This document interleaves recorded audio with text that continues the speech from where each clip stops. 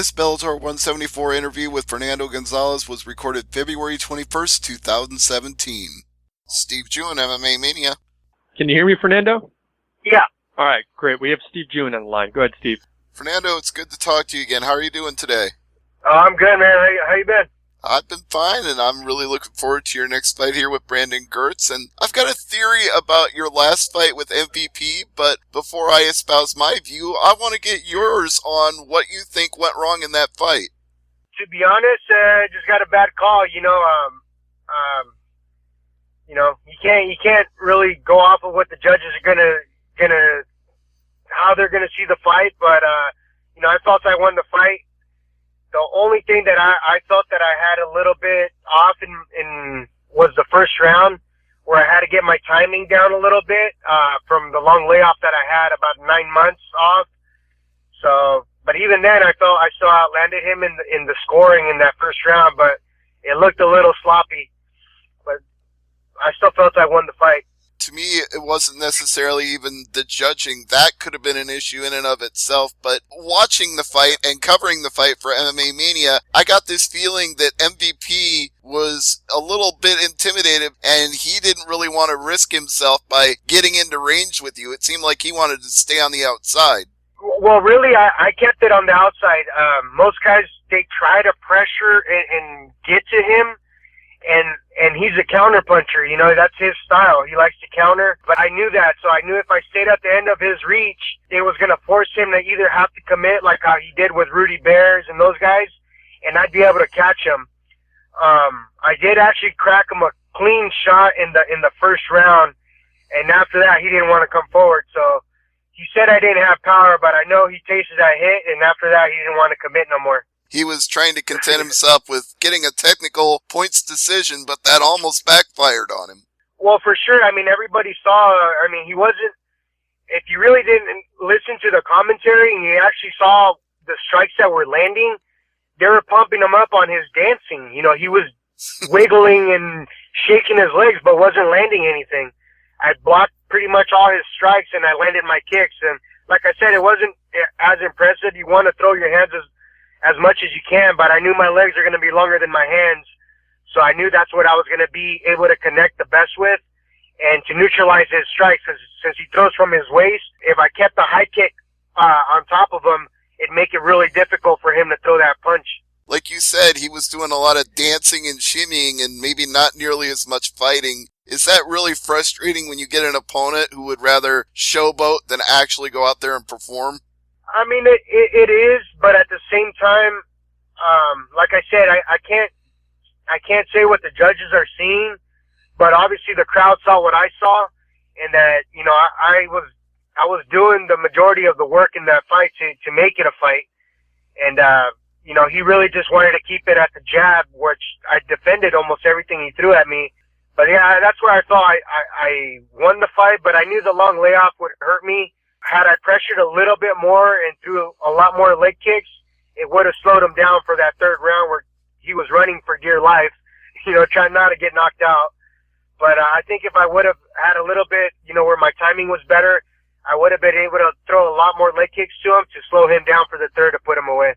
Now, moving forward from that to this fight that you've got coming up here at Bellator 174, your opponent actually fought on that same card as your fight with MVP, so what are your thoughts on Brandon Girtz moving up from lightweight to welterweight to face you? I'm glad he took the fight. It's difficult for us to be prepared for a fight, and then all of a sudden I had Koreshkov initially, and he got injured. So then for like about 2 weeks, we're scrambling to get a new opponent. And, I'm just glad that he actually, he stepped up, and then he's no joke. Obviously, he took the fight because he feels he can win. So I got to go out there and shut him down.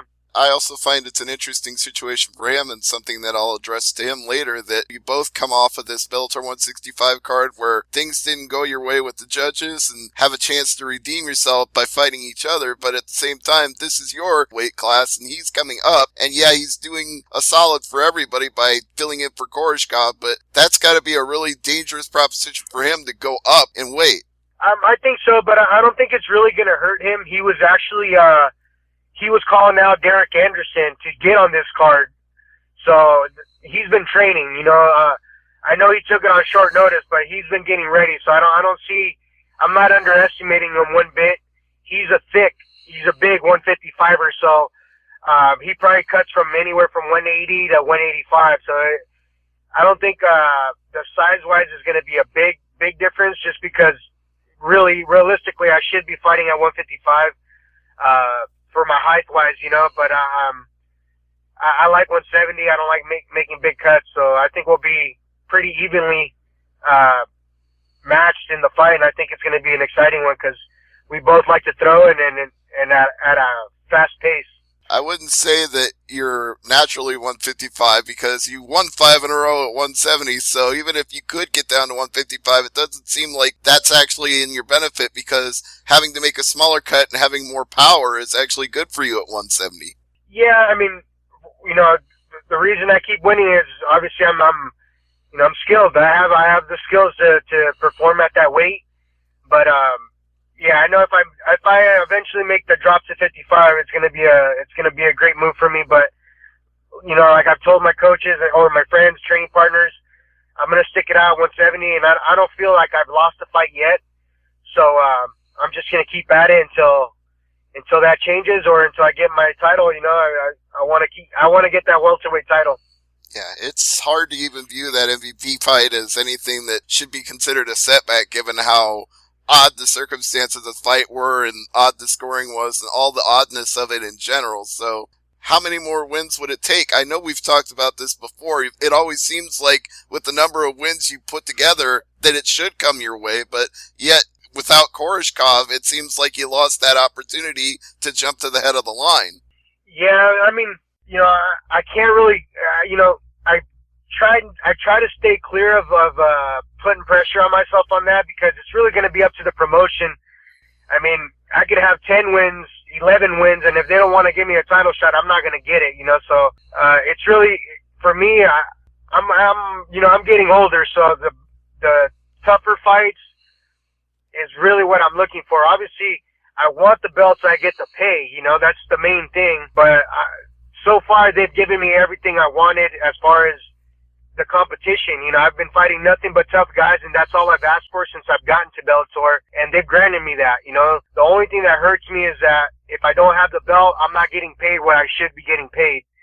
And that's the only thing that really bothers me. But other than that, I mean, I'm getting what I want. I want to fight top-level guys, till I finish my career, and they're still doing that for me. So I'm pumped on that. And obviously they gave me Koreshkov, so that's a fight that I wanted for a long time. At the time, he was our champion, so I really wanted to fight him and prove to the world that I'm the top guy, So had I beat him, I would more likely have the chance at Lima next. But, like I said, it's up to the promotion, and once they're willing to grant it to me, I'm going to make the most of it. Well, the first thing I want to say is 33 is not that old, because we've seen guys fighting in their 40s. So I think you're just in your prime right now and only getting better. So I wouldn't worry about being too old for the sport at any time for years and years to come.